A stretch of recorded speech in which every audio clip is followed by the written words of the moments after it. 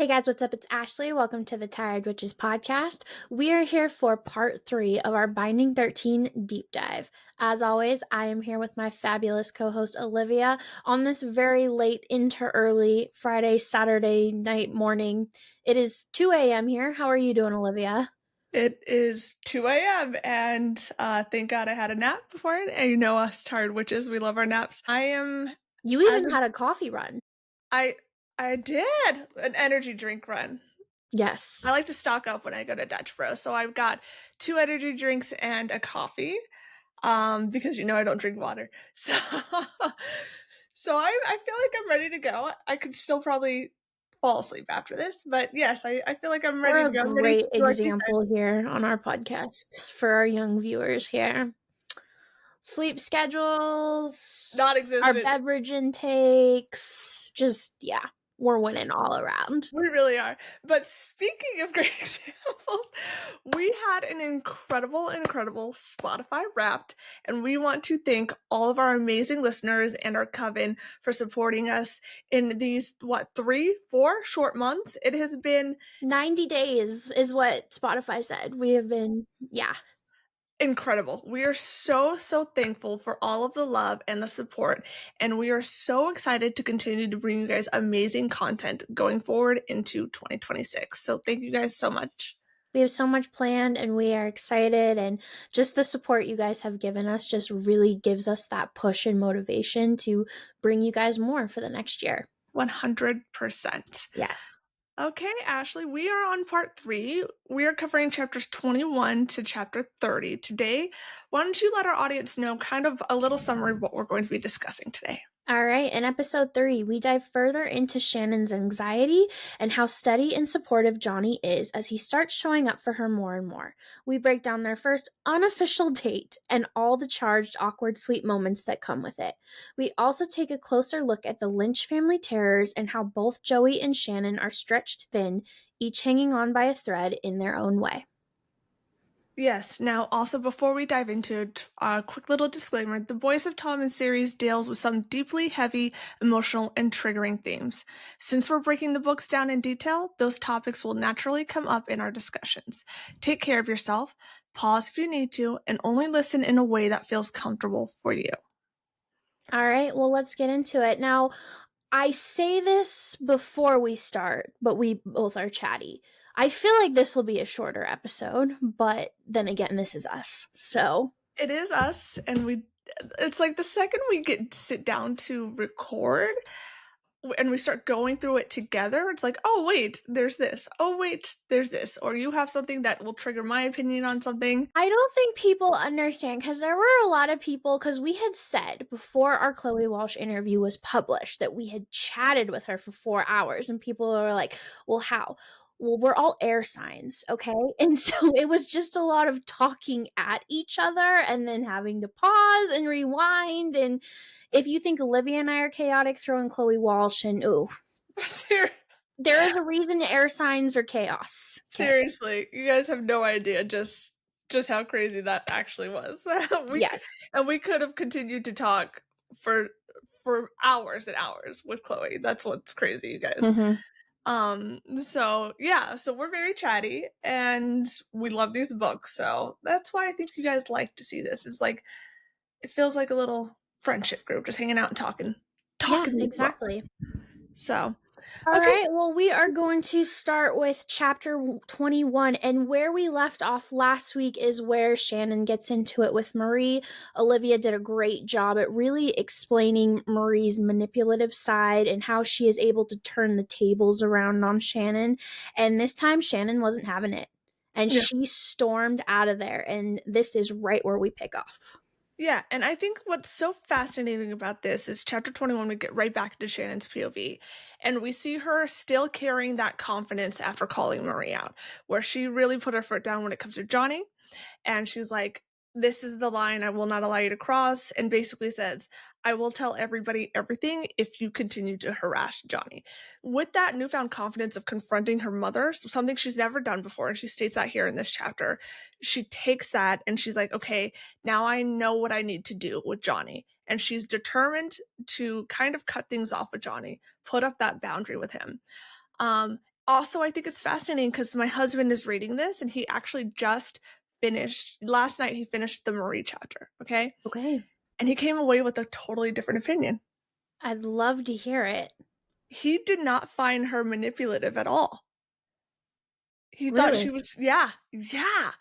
He was like, "That scene with the coat, I said it was very highly manipulative," and he was like, "Oh, I didn't get that from her, I just got it of, like, she was trying to smooth things over." Now, disclaimer, my husband grew up in a similar situation to Shannon where his mom was the provider, and he said he sees his mom in Marie, and therefore he maybe making excuses for Marie like he made excuses for his mom. Does that make sense? Whereas I see Marie as my narcissistic, manipulative mother, Yes. and so I'm able to call out that behavior more. Yeah, no, I get it 'cause my mother-in-law was not the provider, but she is her own train wreck in itself, and my sister-in-law has always been able to call it out and not let things slide, Mhm. whereas my husband, it just kind of reverts back to a little boy, so Yeah. Yeah, so he was like he feels like he gives Marie more grace because he sees his mom in her, whereas there are sometimes he should call his mom out, and he knows that type of thing, so now the interesting thing is when we get into this chapter, Shannon kinda is aware of it, and Mhm. she will talk about how her mom does this, and it'll be with, like, chocolate or a cup of tea or her coat, and by Shannon not taking the coat, now she has a little bit of a step up. That's why I think it's fascinating to take Greg's opinion from this because you jump into Shannon and Shannon calls Marie's behavior manipulative. She's like, "I've been through down this road again. This is just wash, rinse, repeat of her cycle, what she does." So I think it's fascinating that Shannon in this moment is able, and I think it's because she put that boundary up to then stop excusing Marie's behavior. You know, Mhm. um, Now, I don't know if you can quite remember your feelings from your first read, but did you see this as manipulative your first read? yes.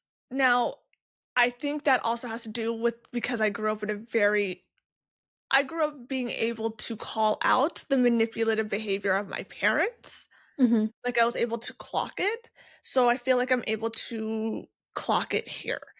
Does that Okay. make sense? Yeah. I think that also helped me go into having a degree in psychology later Sure. on in life is because I was able to very quickly be like, spot the type of Well, and I behavior. also think that sibling roles in each family determine how you perceive things. Well, exactly, and see, Greg was saying, I grew up with the Joey, right? My brother was my Joey, he was my protector. He did not have that, and actually, as a matter of fact, he said that he understood Shannon here calling, like in this, she's terrified to go back to the house of horrors, of what she calls it, right? And he said he felt that way, and so he took every opportunity to stay away from his house because not only was he terrified of his dad, but his brother was also kind of a bully, so he did not have a protector, you Yeah. know? So his mom was Was kind of like the shining light in the correct, darkness. correct. Gotcha. Okay. Yeah, yeah. So, also you see Shannon here getting back into chapter 1. Um, I love she goes right up to Johnny, right? And she's like, "We need to talk." And Johnny says, "Leave." And Shannon's like, "Okay, bye." She's thinking I love the confidence to then immediately, like, lose that confidence when she thinks she's been turned down, right? Mhm. And then he's like, "No, not you, them." And they all listen Well, to him. she said at the beginning of the chapter she was fueled by adrenaline Yeah. from this situation with Marie, so she was just ready to go, and then Johnny goes, "Leave," and she's like, "Oh." Johnny immediately clocks that her eyes are red and puffy, and she's been crying, and he's Mhm. immediately "Okay, who's done this to you? Tell me who's ass" the type of behavior, you know? This is old school textbook romance, "Who did this to you?" Oh my god, I know, like, the second he sees she's upset, he's like, "What is going on? What is Mhm. going on?" Yeah, he Um, has tunnel vision on just this. and then he even sees the mark on her cheek from when her dad hit her with the newspaper, right? And you get this internal monologue of Shannon wanting to tell Johnny, like, "If I tell him, I feel like he could protect me." She even says he could take on my dad. Yeah, but then also, when you're in an abusive household like that, you learn to also protect that abuser, and that's what she kind of does here, with not outing Teddy, because it keeps her safe. Well, I'd like to go back to the manipulation Yeah, because I think it's very clear as day that these children, Joey and Shannon especially, have been manipulated by Teddy, Marie, and Darren to an extent too, because of what Darren says in Keeping 13 and the Six duet about how he's like, no, you can't tell anyone because this is what's going to happen. And that really did a lot of damage in the yeah. long run. Well, and we'll get to a little bit more of like the backstory here as well of why But they I have mean, been conditioned to keep quiet, you know? exactly, and we'll see it down the road in a few chapters, but we will really see it more in Joey's POV. He gets very heated and angry when this will come up, when other people will say, "Let me help you call somebody." Aoife will bring it up, and he's just like, "No, it's because they have been conditioned and manipulated that getting help would be the worst possible thing for them." Because it was for them, right? Mhm. So then she tells Johnny, "Hey, I set my ma straight. She's not going to be bothering you anymore." I mentioned this in our last episode. This is an incredible callback because Johnny in chapter 5 states, after the whole mama bear, deranged bear situation, um, it was complete and utter bullshit, and I hope Shannon had the decency to straighten it out and stand up for me. Talking about with her mom, and that's exactly what Shannon does, and she informs Johnny that she has done that. I love that little callback there of Johnny needing that reassurance, yet thinking he's not going to get it, and then Shannon being like, "No, I stood up for you. I made sure she's not going to harass you anymore." Type of behavior. I do Um, wanna circle it a little bit back, though, about when he's really like, "What's going on with you?" This is really where you see the bulldozer, mhm. because she's trying to like, "No, I'm fine," and then he's like, "No, no, no," and then, he makes that, "Yeah, I'm allergic." Yeah, yeah, I am too, to Yeah, assholes and to bullshit. assholes So and bullshit, y which is another callback to him hating liars. Mhm. I was actually thinking we should keep track of the promises they keep each other because it's something important during these next few Yes, chapters as well. actually, Chloe/L posted the big promises, promises graphic on Instagram this week, and I'm like, "Oh, we're actually talking about promises on the podcast right I now." know, because it's so important to both Johnny and Shannon, Yes. and you get that in these next 10 chapters that we're gonna cover here in this episode today. Yeah, and that's So, why he is just so focused on nothing else but what is wrong with her. yeah, yeah, which I love, and Shannon's not used to that type of someone caring so deeply like that, you know? Yes. And then you get her kind of brushing, obviously, trying to be like, no, everything's fine, everything's fine. Um, and she does put up a boundary here. Like when she walks away from Johnny here, she has every intention of steering clear from him, putting that boundary up, you know? She says bye, Johnny. She turns around and walks away, and that is that. Then it is noted, though, however, in class, she's like, interesting. Ronan is leaving me alone. He's sitting away from me. He's no longer harassing me. He's got a little bit of a shiner on his little cheek. Which she was fine with, I know. She's like, good. Get sure, what you deserve, you creep. You know. right? She did also say that she did confess to Claire during lunch that Johnny dropped her home, and then Claire just instantly, I kind of said this last week, she's like an overexcited puppy. Yeah. You know, she was Her big eyes. drawing SL hearts JK in their homework journals, and she's just so excited. She's like, I had yay. friends like this. Yeah, I did too. I did too.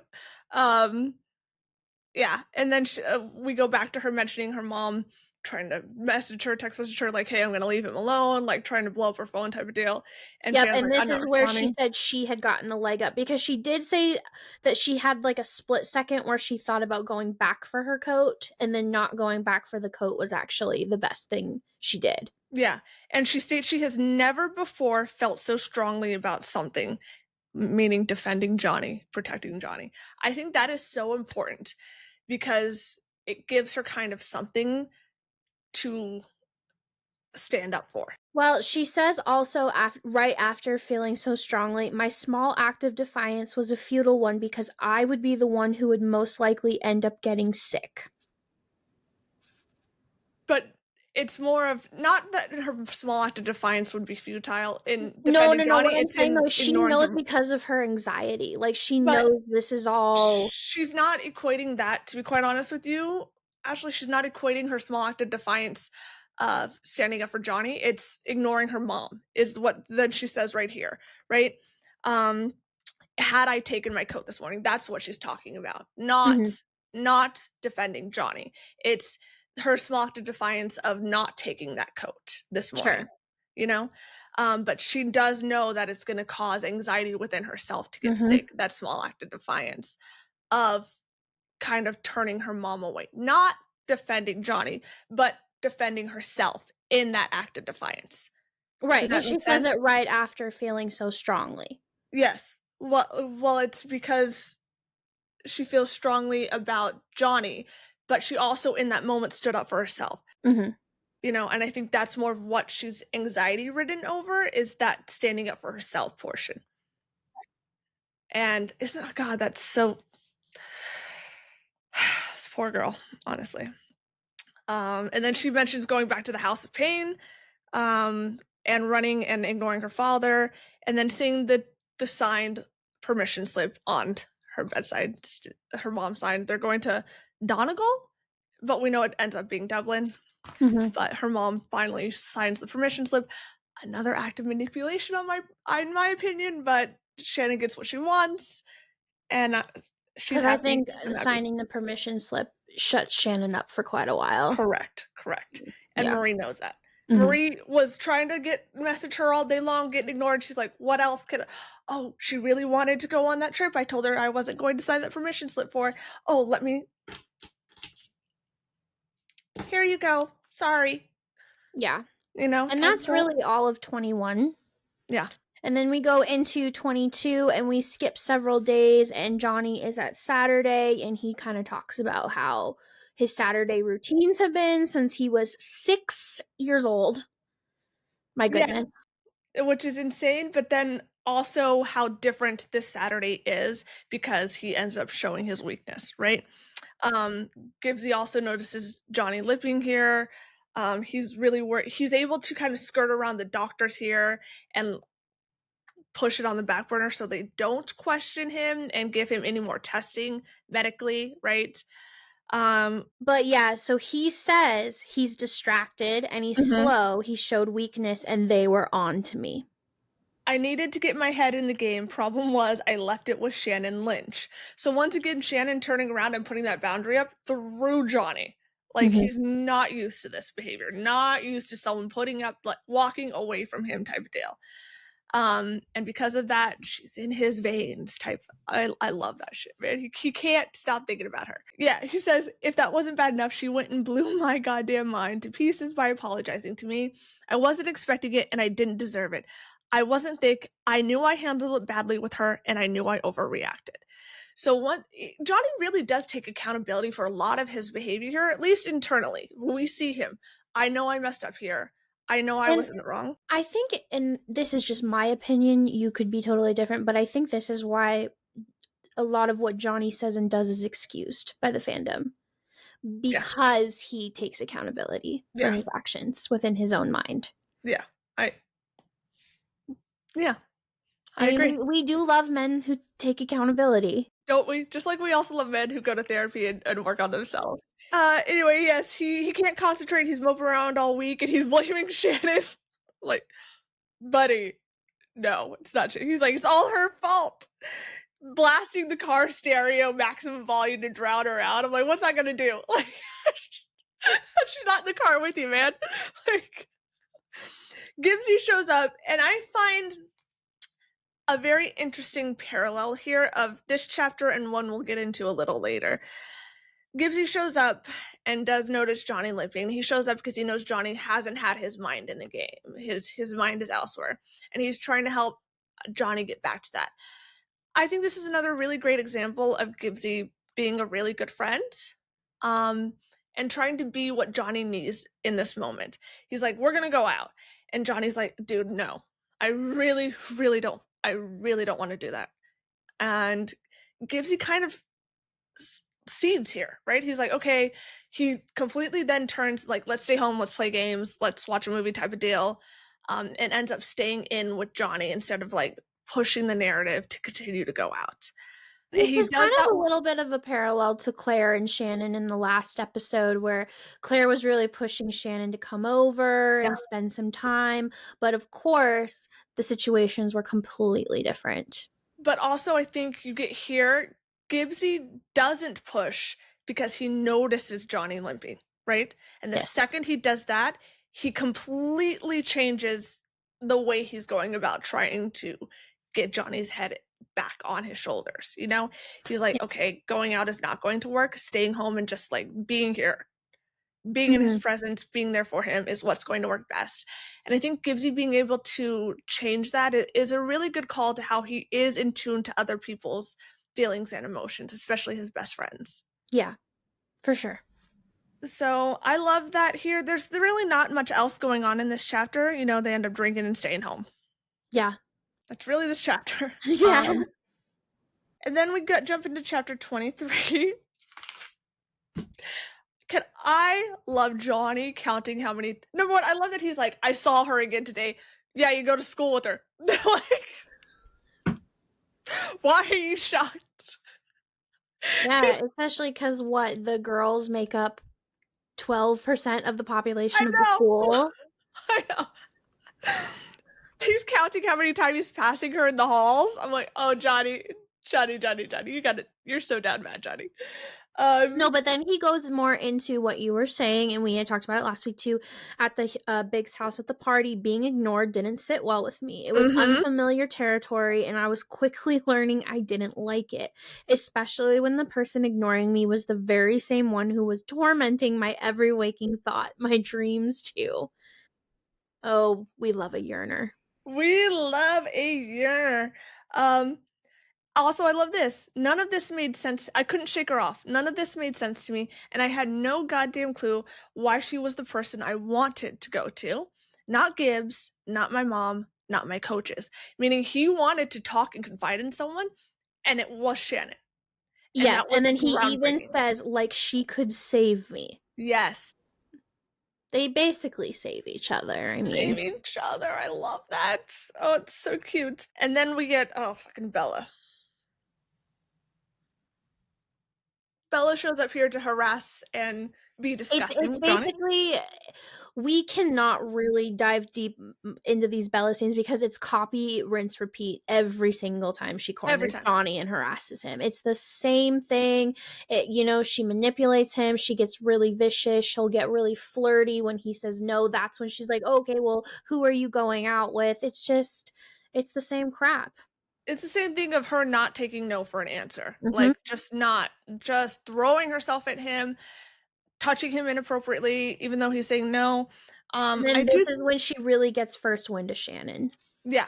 Be- I do think it's interesting here, though. Johnny does say something about do not fight with girls. You'll never win. They'll only twist your words. Where did Johnny get this from girls?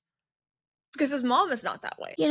we've talked about this. Johnny and women is a difficult topic because for one, we know he lost his virginity at 13 to a 16-year-old. To a One 16-year-old. once again, I'm going to reiterate that is a problem. Now, Yes. as a teenager, yes, high fives all around. As an adult, that is disgusting and that is gross. Now, Johnny, we know, seeks out older women because he even said younger girls were about drama and clinginess. And so I think a lot of that just kind of underlines with each other. Bella immediately picks up on his defensiveness when it comes to Shannon, and so then she Mhm. decides to use that as a Again, yes. tactic. Yeah, Yes. doesn't she even say, oh, so you do have a weakness? Does she? Something like that? Dude, her calling him babe here made me fucking want to vomit. Like, oh babe, oh babe. Oh, and then she's like, I don't have to be with Cormac. And he's like, what? She's like, yeah, I'm not that into him. Ew, you're gross. Like, why would you think that line would work? Once again, Ronan, we get like this parallel of Ronan using creepy, disgusting pickup lines with Shannon, and then you get Bella here using creepy, disgusting pickup lines. Yeah, then she's, like, taunting him, "Afraid I'll Yeah. find out something you don't want me to?" Yeah. Oh, yeah, she said, "Well, look who's showing emotion now." Yes. Yeah. Yes. And he's like, "She's absolutely right. I was showing emotion because I cared. I cared a great deal more about a girl I barely knew than I ever did about Bella. It was warped and confusing and completely effed up, but I did." And he just is like, "I'm not gonna admit it." He just says, "Leave her alone." But at that point, the cat's kind of already at the bag. Bella, at this And point, Bella is sets him off, yeah, and we've seen already, Johnny's got a temper, and this chapter literally ends with him going around the corner and bulldozing right into Shannon once again, I know. taking this poor girl out with I his know. anger. Poor Shannon. Poor Shannon. We jump right into chapter 24 there. See, these few chapters we're going through this episode are fairly quick. I mean, it's like not a lot of It's their information. non-date date Yeah, yeah. that we have a lot to dive What into. I do find interesting about this is that this chapter, you see the sense of dread all day with Shannon. She's like, "I have a sense of fucking dread all day. I was actually afraid to go home, and Wednesday night's antics hadn't helped matters. It was a night that consisted of my parents screaming at each other so loudly that the guard came to my door, having received an anonymous call about a disturbance of the peace. My peace, because I made the call, because I was afraid he would hurt her." Yep, and she And does she say mentions that she's home alone. Joey that was staying with Joey's with Aoife. Aoife again, Yeah. and I wasn't nearly big enough or brave enough to save Mem myself. Now, this is where we really get a first instance of just how Teddy has been able to manipulate the town. Because she says that he was able to talk them down and say, "My pregnant wife is having too many emotions." Yeah. And then he comes home the next day with flowers to apologize to Marie. And of course, she kisses him, and then, oh, all those forgiven. And then they spend the night and then spend the morning like shagging. That's disgusting. Okay. Mhm. Not even checking. She doesn't even care to check on her daughter who heard and witnessed horrific crap that night before. Whatever. And Shannon states here, "I hated her sometimes more than I hated him. And yesterday was one of those times, you know? And so when she returns to school Friday morning, she's already got like this sense of dread that Wednesday night was just the prequel, something bigger, much bigger is coming, you know? She even says, "I didn't want the weekend to come. It was a terrifying prospect." And I think this really shows children of abused households just how much school is that safe haven, Yeah. and the weekends, they dread it. She says, I just knew deep down in my heart and soul that danger was coming. I didn't know where or when or how it might unfold, but I knew it was coming."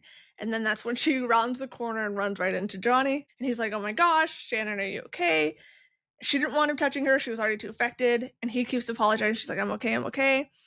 And she starts having a panic attack in this moment. Like it's already all built up, and then she runs into Johnny, and she's like, her mind's just, and she starts panicking. She can't breathe. She's like in her internal monologue, she's trying to calm herself down. It's vomiting here. Yeah. She drops to her knees and she starts vomiting in front of Johnny. And Johnny's handling this like really, really well. And he's like trying to calm her down, patting her back, but he does spot the bruising on her neck. And he's like, "What the hell is this?" She's like, "Nothing. It's old." And he's like, "These don't look old."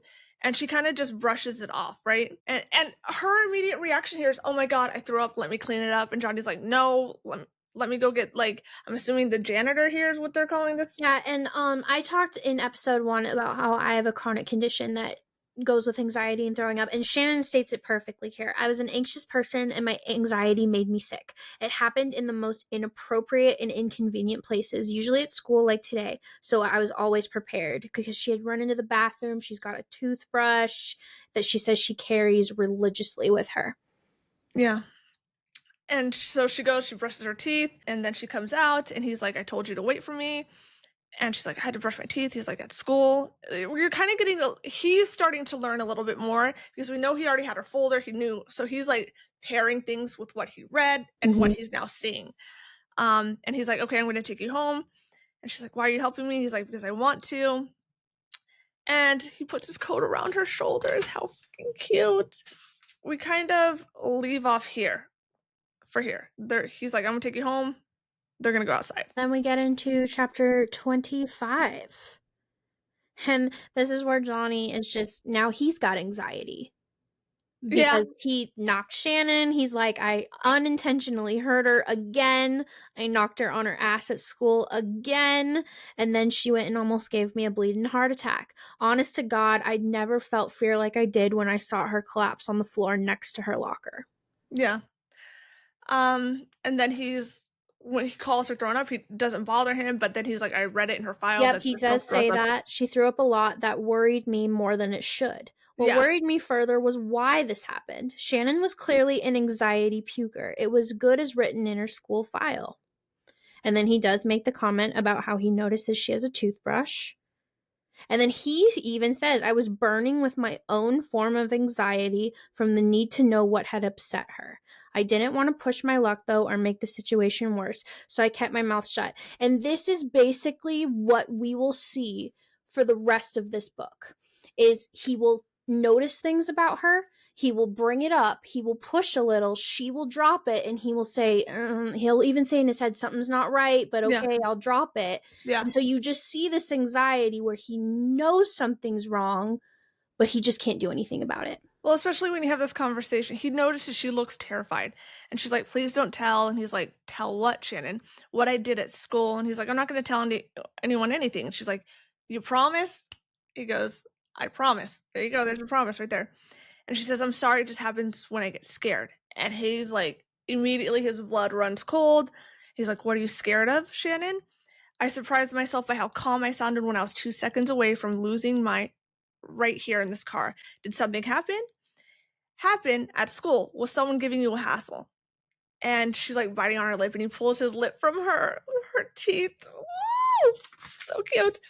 And she's like, sorry. She just keeps apologizing. That is her defense mechanism. Mm-hmm. Sorry, sorry, sorry. You know? Which is something I do. I don't know Yeah. about you, but like with my anxiety, I'm constantly doing it because, especially as an adult, I am constantly all day long wondering if I'm going to get in trouble for something, Mm, you know? yeah. And so it's just when you constantly have these racing thoughts like that, I get it. I think also this is a fascinating line, and the way Chloe writes this is very intentional because he says, you'd tell me, right? I called after her when she was out of the car. If something was happening to you, you'd tell me if someone was giving you trouble at school. So he says if something was happening to you, but then he specifies at school. So that's an out for Shannon to be like, she tells him, yeah, I would tell you if something was going on at school.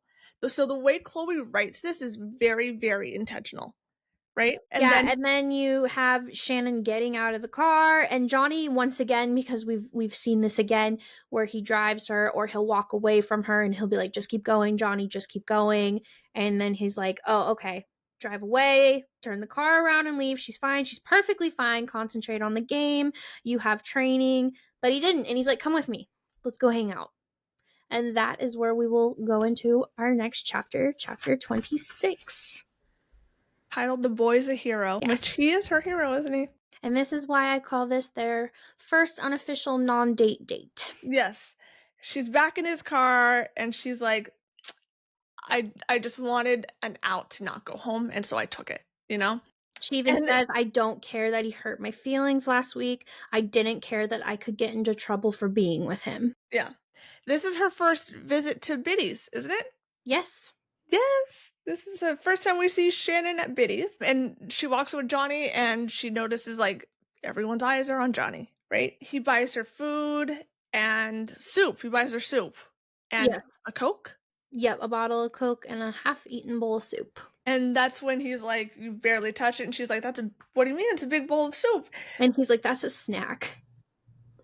And then he tells her how much food he eats. And she's like, my God. But I don't know why she's so surprised. Look at the size of him. I know. Right?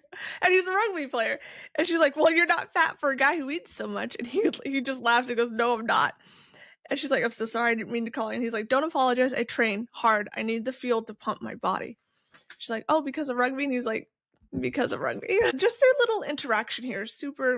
And then she's like asking about his diet, what he can and can't eat, and realizes that he's like very strict with his eating habits. And then we learn that Shannon is a fun eater. She's like, I just want my snacks. I want my food. She is an eater. Yes, which I think is so cute. Mhm. And But she it's kind of also it's sad at the same time because how because many times does she get that?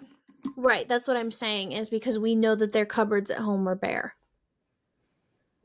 And she's afraid to even grab a fucking biscuit when she's at home, for Mhm. God's sake, you Yeah. know? And he's like, eating clean is my choice, etc., etc. And she's got the chocolate bar out and she's like taunting it, He's waving like, in his "Smell face. it. It gives you happiness." And then he's like, if I was he says, you're gay. And she's like, wow, if I was a bigger girl, you could seriously hurt my feelings. And like, he panics. He's like, wait, no, you're like the smallest girl I And she's know. like, "Chill out. You're good, man. You're fine." But then you get her an internal monologue again. This is her Uh, anxiety, ruining her fun time. Because once again, I'm going to go back to as a person with anxiety, it's just you're constantly thinking about this. It doesn't matter where you are, how much fun you're having. You could be literally sitting there living your dream interviewing Chloe Walsh, and you are thinking about something that's going to happen 4 months from now that's going to freak you out. It's unbelievable. But Shannon, she knows her dad has already, like she said, everything is back to normal. Her parents are loving each other. She is her dad's number one target. yeah. And so he's like, am I going to get you another drink? She's got that internal monologue of, oh my God, I need to go home before my father kills me, but I Mm-hmm. don't want to leave. I want to stay here. And that's when she kind of tells him, like, all this attention on us, everyone is staring at me, is really overwhelming me. He's like, okay, that's fine. Let's go to the back lounge. Like, I'll get you out of this. She does also note that he looks like he's pissed off about all the attention on them. Yeah. Like he's upset Yeah. about it too. Yeah. Because she says he didn't like this either. He might act like it didn't bother him, but this wasn't something he was comfortable with, you know? So both of them kind of want to get the hell go have like more private time. So they go to the lounge. When they get to the lounge, and it's once again in her head saying you should go home, etc., etc. But then she sees her biggest tormentor. Ciara Maloney. I was gonna say Sierra. You listen to the audiobook, so you know how. Yeah, it is it's Kiara apparently. And this is the first time that she has seen these guys since she left BCS. Mm-hmm.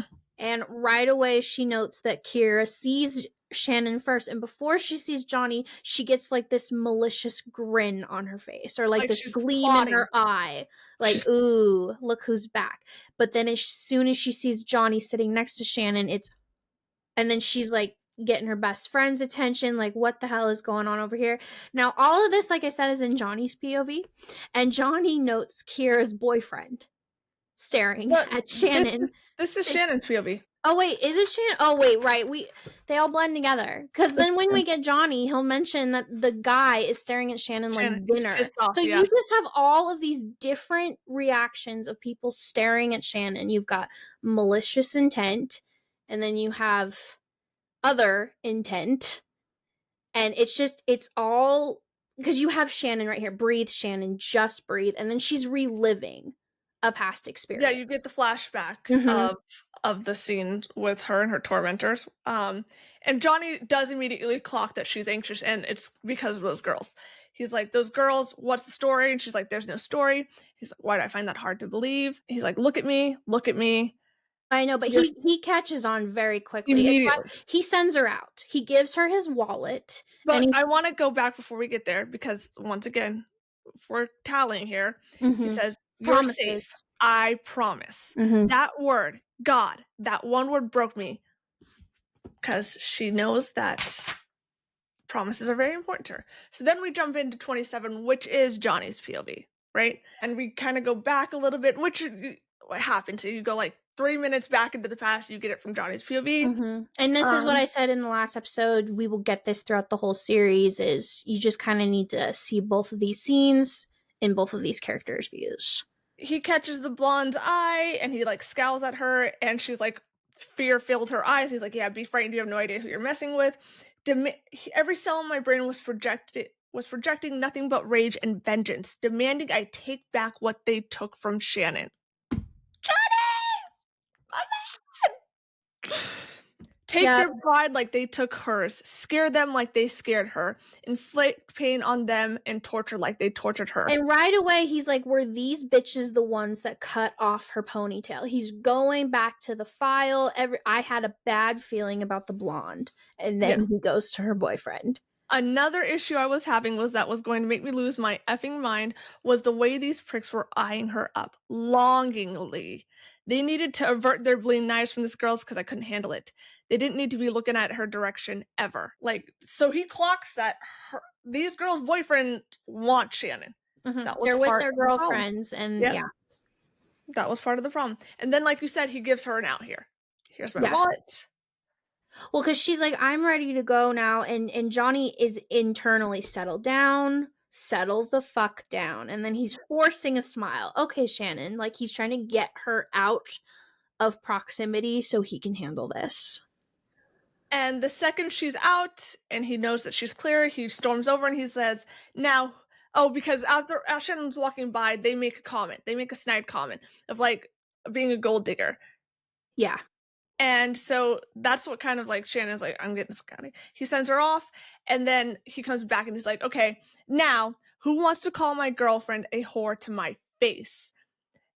Girlfriend, he's like, I threw in the word girlfriend for maximum effect. And I'm like, no, you did it because you wanted to, Johnny. Like, you did it because you wanted to, my boy. But we'll go with what you said. Yeah, sure, buddy. And she's like, and then of course, Maloney's like, listen, I don't know what she said to you. And he's like, is this your fella? Is he? And she's like, yeah. And he's like, okay, good to know. And just bam, knocks him out. Now, This is really quick. I just want to get into we really see how similar Johnny and Joey are here Joey, because we see this all throughout the sixth duet.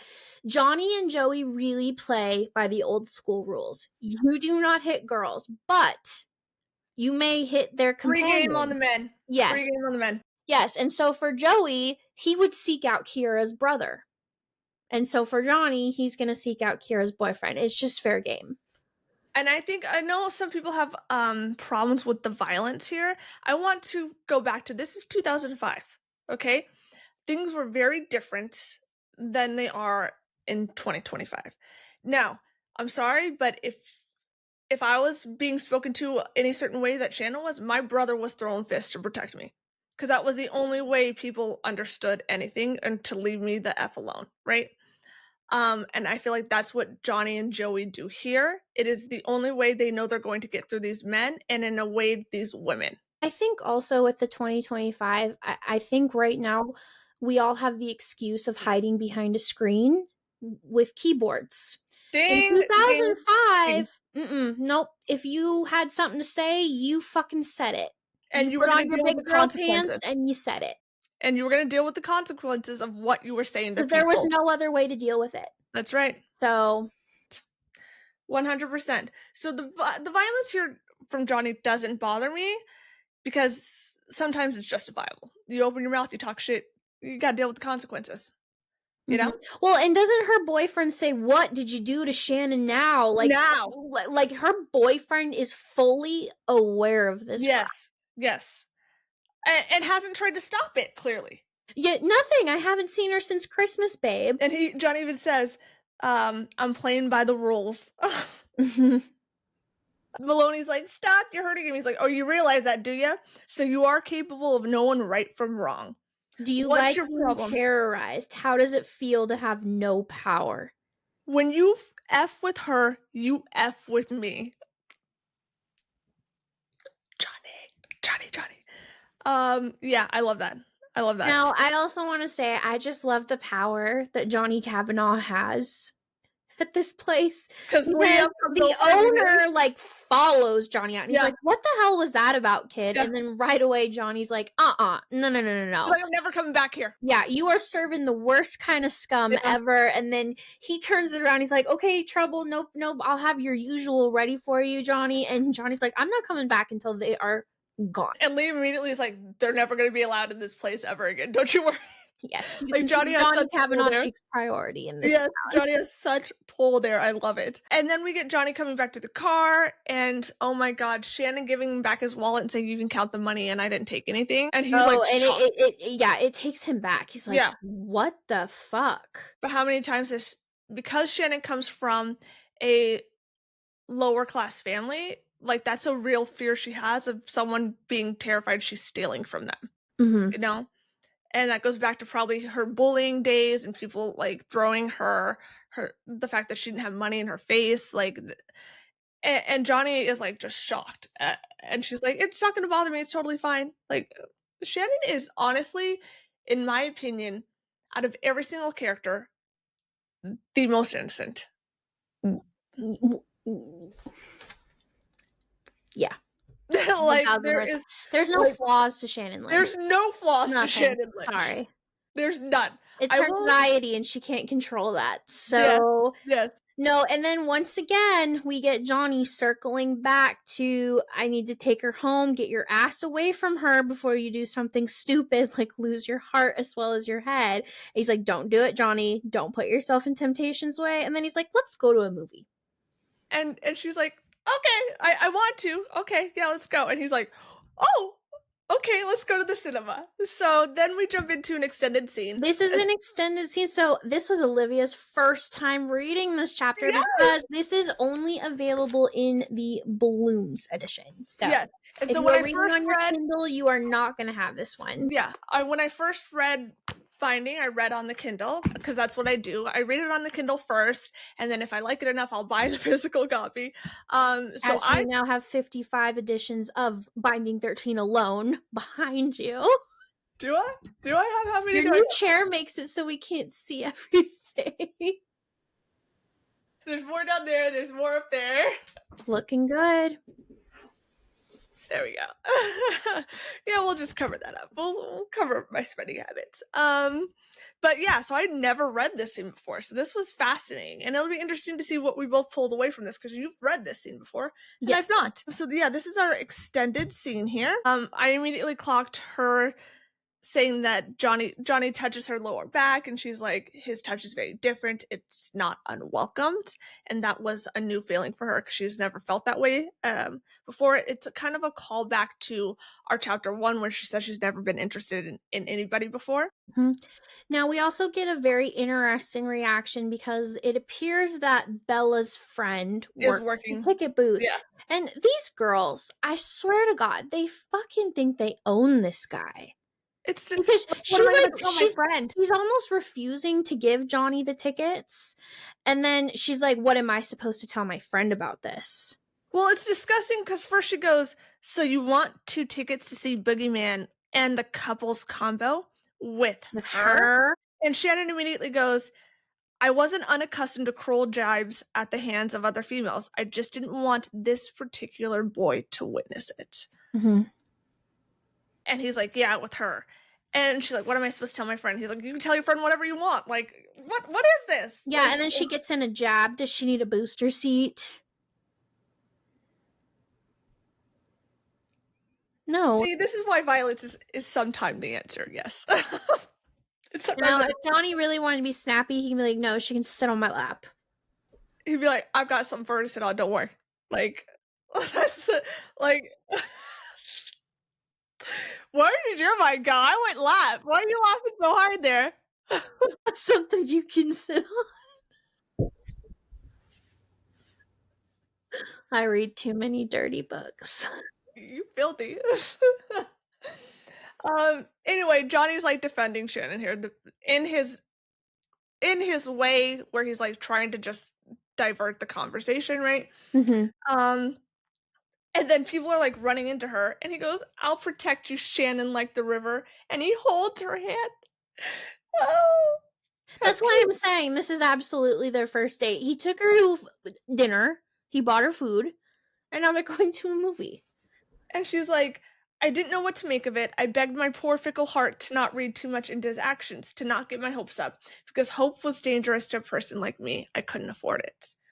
Now, here is something very interesting about this bonus scene. So, this is a bonus scene in Binding 13. Now, in Redeeming 6, this is just a regular chapter, okay?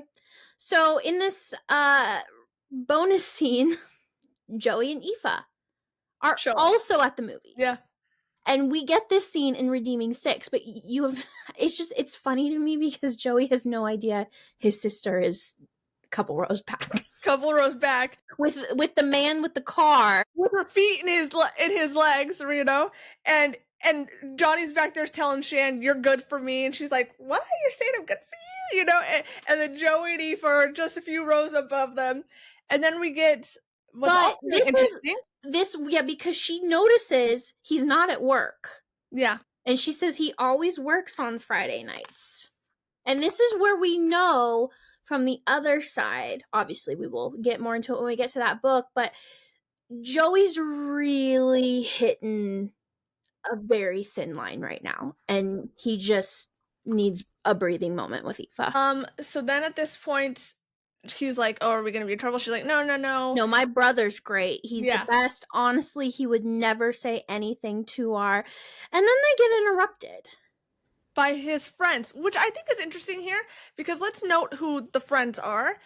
Number one, she doesn't say Pierce's name, but she knows Pierce is Lizzie's boyfriend, so she knew his name. But she doesn't say it until she goes, "I was fairly, hey Johnny, I think your friends are here," and he goes, "Oh dear God." "Well, if it isn't Mister, I'm too busy to go to the cinema. You lying?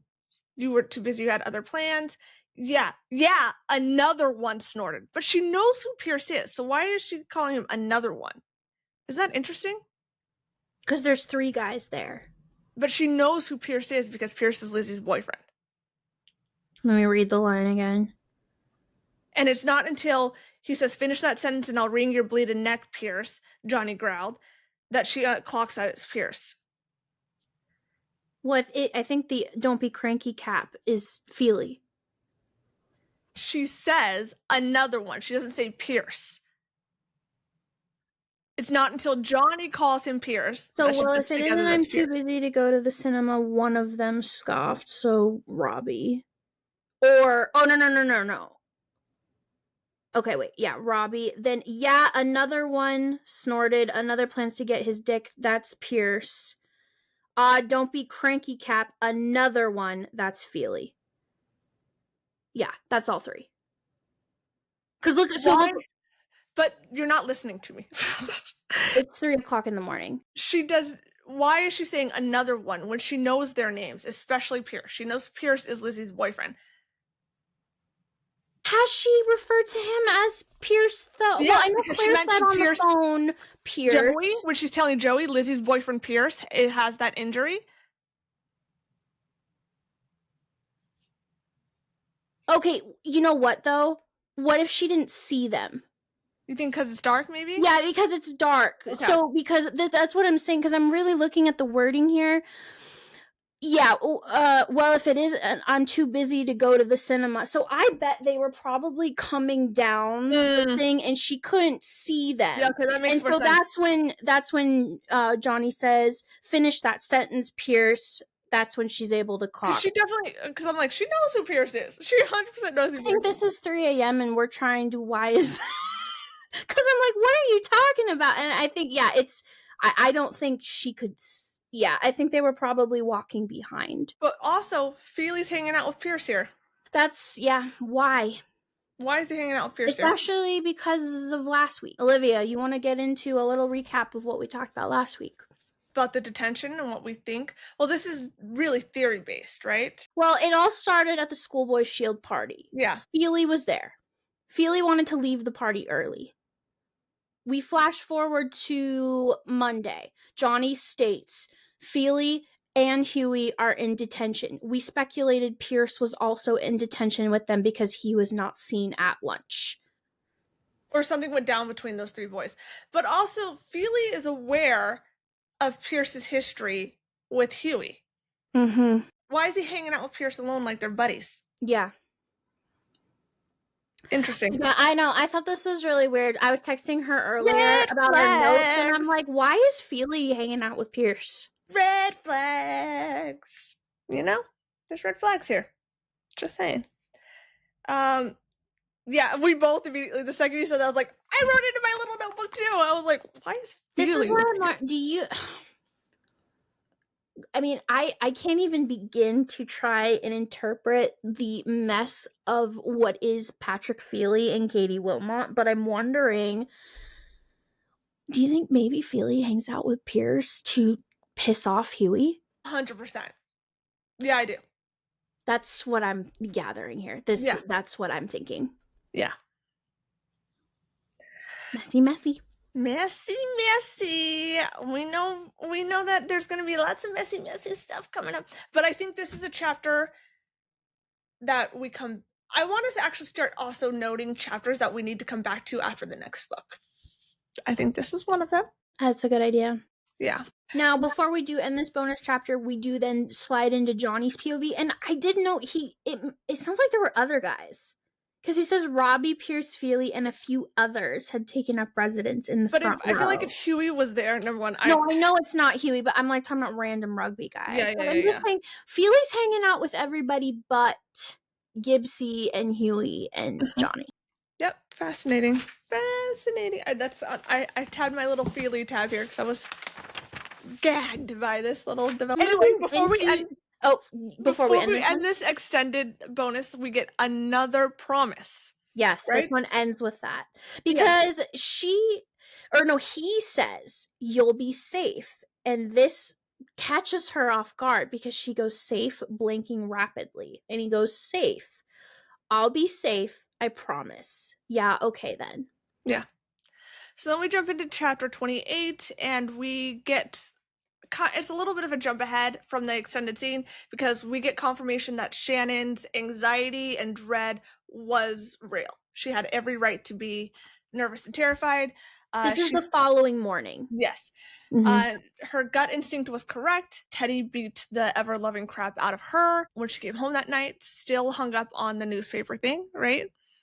And then Marie finally ordered him to leave and never come back. But then also Marie leaves. What the F? She literally just packs up and leaves and gets in the car to abandon all of her children. She orders Teddy out of the house. Okay, and then leaves all of her kids. What would happen if Shannon and Joey weren't there to the youngest boys? What would happen to those kids? That's the thing. It's like I think Marie does this crap because she knows Johnny and Shannon are always going to clean Joey and Shannon. Joey and Shannon are always going to clean it up, you know? It's just disgusting to put this level of parental responsibility onto your children. She even said countless phone calls to our mom had gone unanswered. I had given up trying to get a hold of her. Yeah. Now, I want to point out this is a very important setup for this weekend. This is a heavy set weekend. And we are really only going to be getting into the start of it. It's going to tease a lot for next week.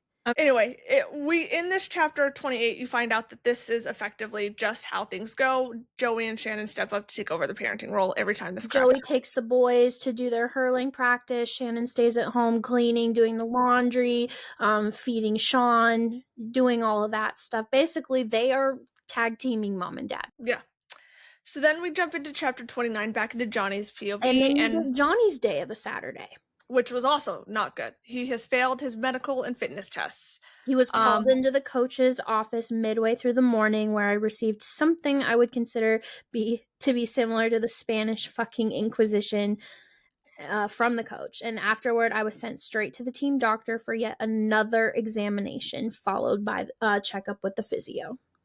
And like my coach had predicted, I failed both the fitness and medical tests doled out to me. And then he is excused from the academy training for 3 weeks' time. And then they did say if he failed the next set of rounds or tests, I would be back under the knife and out of action for a further 4 to 6 weeks. And you get a parallel here. Marie has left her children to go chase after Teddy and effectively abandon them.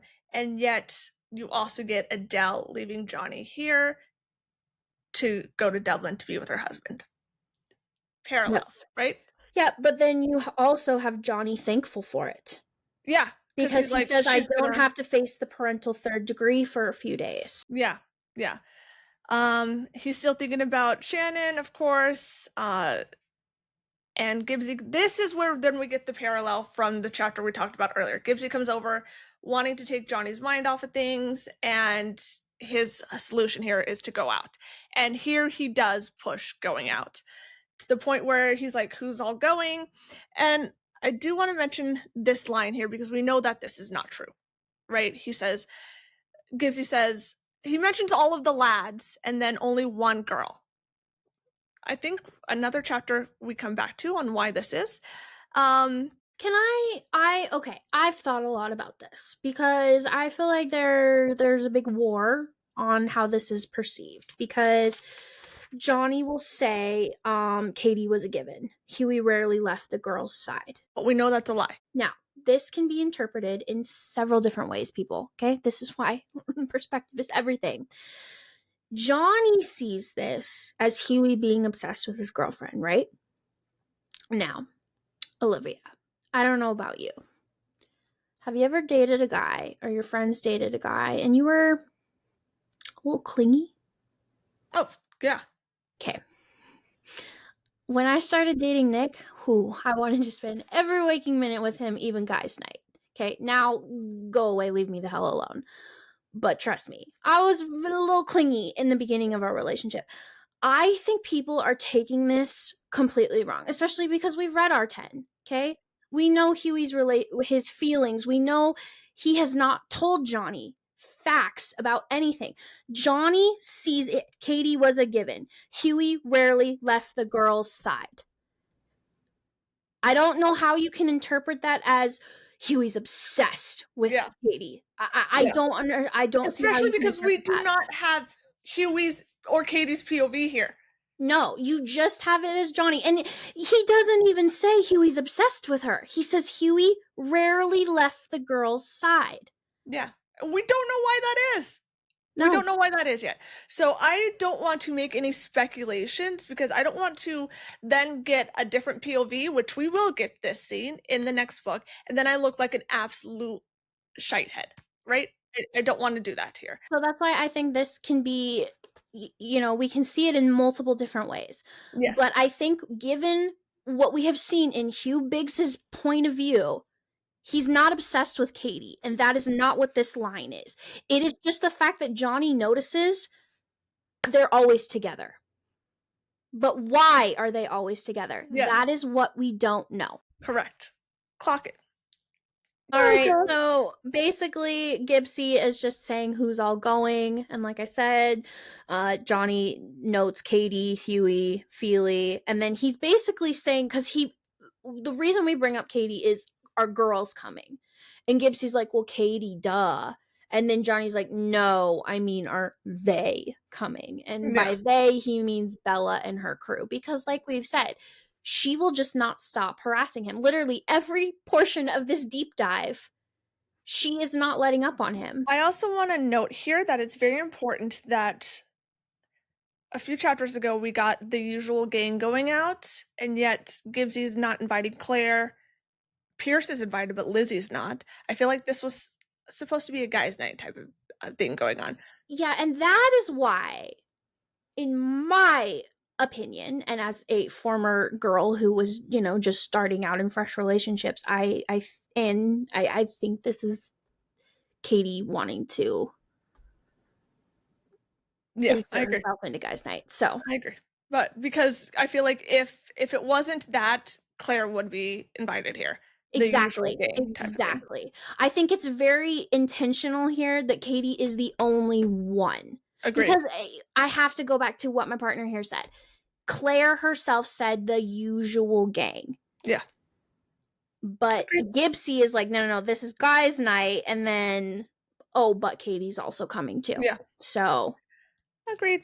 But I also, did you notice how he said Ann Pierce and Feely might show their faces once again? They're Pierce and Feely lumped together.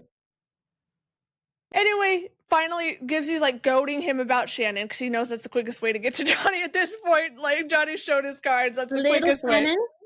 He's like, do you like her? Oh, maybe you love. And he's like, okay, you know what? I'll go if you just drop this conversation. Yep, and fine. Like, we will go. Yeah. So he agrees to go out, and then we jump into chapter 30. And chapter 30 is really, I think, where you get, I don't want to say the first instance because we've really seen it already, but I feel like you get a big deep dive itself in this chapter of just the real horrors of what goes on in that house and the responsibility that is on Joey and Shannon's shoulders. I think that's really what it is because chapter 19, when you first get the first big blow up with the newspaper, is really the first big introduction to the House of Horrors. This is the fallout from that and how Joey and Shannon have to They're step so up and take it. stretched thin. They're stretched thin. You literally, we'll get into it, but you literally have Joey pulling his wallet out and Yeah. counting to see if they could make it through the week.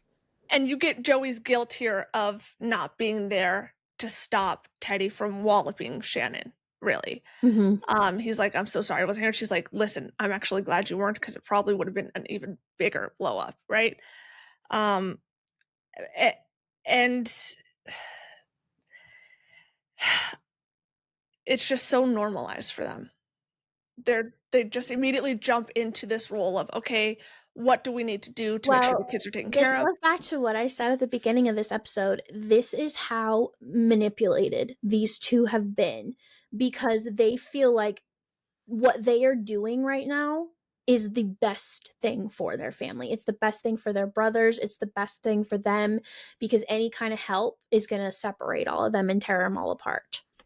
I do think it's interesting here that Aoife kind of tries to defend Marie a little bit here when Joey's like upset and she's like, she's still your mom. And I think that's just Aoife trying to keep the peace, because she desperately wants, she sees Joey and Shannon stretched thin and she's like, maybe Marie can change type of behavior because she wants this responsibility off Joey and Shannon, right? So Yeah. she still has this hope that maybe Marie can change, even though Joey and Shannon both know that is never going to happen, right? Now, Shannon does also note just how in love Aoife is with Joey.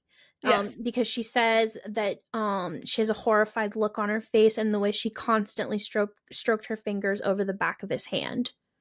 And she immediately, Aoife doesn't get enough credit for her role here in helping take care of the boys when all this stuff starts going down, Yeah. honestly. Because she immediately is like, hey, I can help out too. And he's like, no. And Aoife is, and we'll see this later, is brilliant because she knows Joey's going to deny her money. So she starts thinking of other ways she could help out, subtle ways to insert to help take off that load from Joey and Shannon. And that isn't, she's not ever given enough credit for that. Yeah. And we really will see a lot of what she does this particular weekend in Redeeming Six, but this is also to me a parallel of what Johnny does for the boys with the park and McDonald's. And it's these little things that they are doing to help out. But what I also find fascinating about Johnny and Aoife is they both have this I need to do more. Like I have to be there. I have to be the saving grace for my person.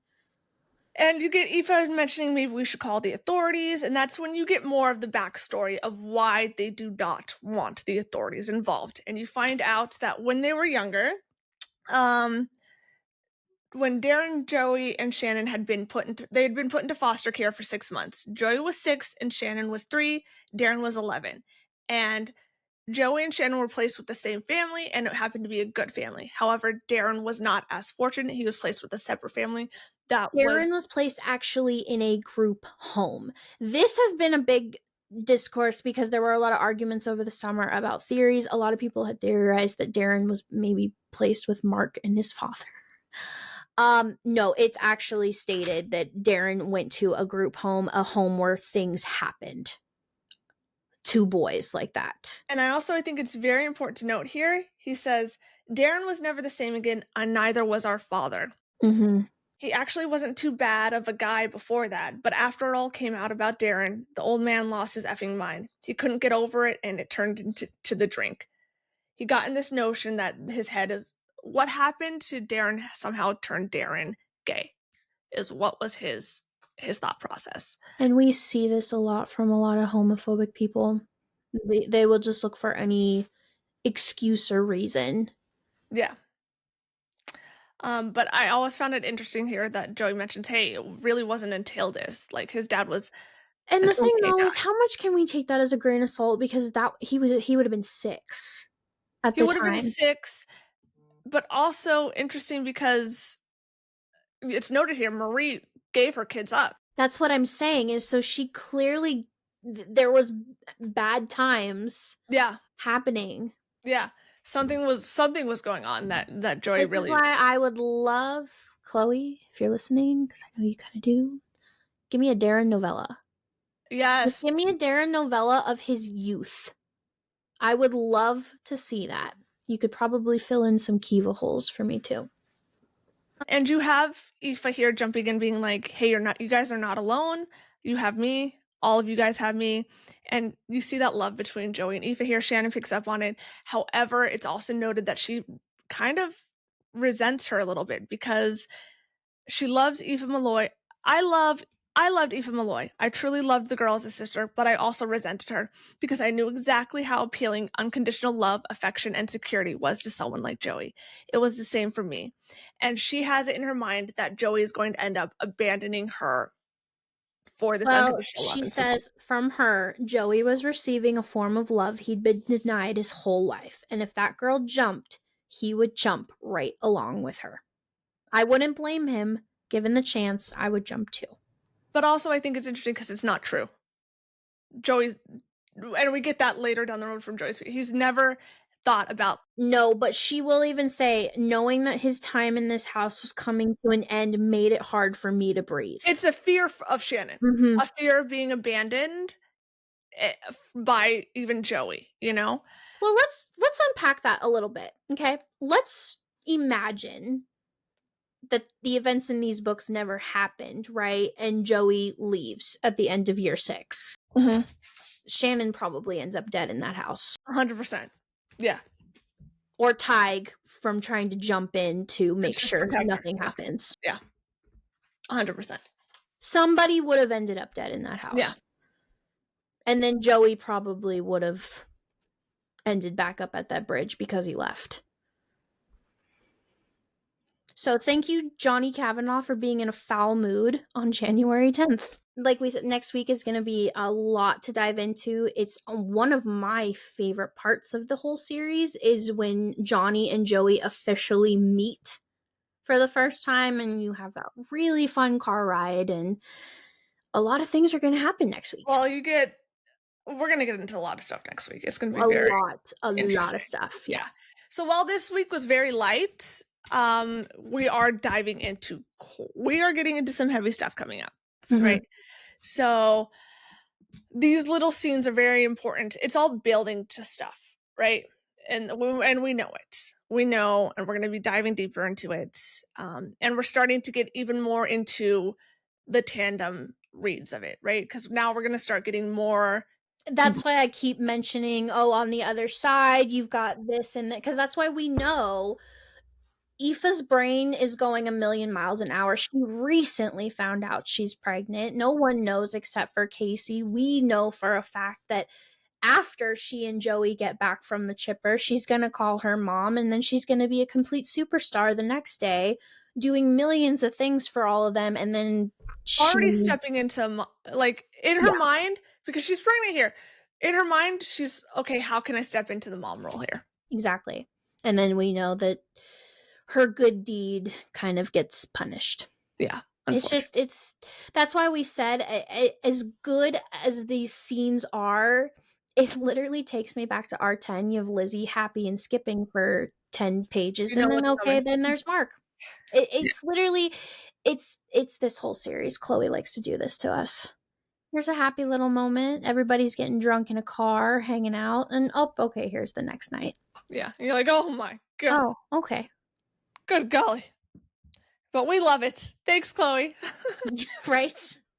Thanks for giving us so much to talk about. Seriously, seriously. So that wraps up our episode 3 here. If you guys have been following us on Bookstagram, we did announce we are officially doing Bookmas. So we will not have our regular Thursday bonus episodes. Instead, you guys are going to get Bookmas. So we will do our deep dives on Mondays. I believe with how the calendar was, the Binding 13 deep dive will end this month. But we've got a lot of fun stuff planned for you. Bookmas is officially going to start on Sunday the 14th. So I believe that is this coming up Sunday from when this episode is posted. Yes, yes, it is. And that will be our November reading wrap up. Yes. And then the following day, you will get another deep dive. Yes, you will. Yes, you Yes. will. A very hefty one, I'm sure. Oh, like I said, so this episode was shorter. Our first 2 episodes were 2 hours, so I don't even know how long next one, because like I said, we have so much to unpack because we have Biddy's when Johnny and Joey meet each other. We have Shannon's birthday. We have a lot. So Yeah. Yeah. we should probably not be napping at 9 p.m. We need a strict schedule, especially because we're trying to do Bookmas here. And Greg was like on my ass today. He's like, "You need to go to bed at a decent time. You need a better sleep schedule." I was like, Dude, "Get my off my husband ass, says Dad." that to me. I'm like, are you my dad? I know. I was like, "Get off my ass, Am I Daddy." hurting anyone? Am I hurting the environment? He told me today, he said, "You're gonna film now?" And I said, "Yeah." He's like, "Why don't you wake up early?" I laughed in his face. I literally laughed right in his face. I was like, "You answered your own question before." I was like, "Why did you even ask it?" Like, you know I'm not waking up The early, but best part is she has to get up at 5 a.m. every day to feed the every cat, day to but feed my cat. literally, she would rather just stay up until 5 It's the truth. and then crawl, which same. You have no idea. I am counting down to Christmas break so I don't have to fucking get up to get my kids out the door for school. You can best believe I will be sleeping right along with them. There you go.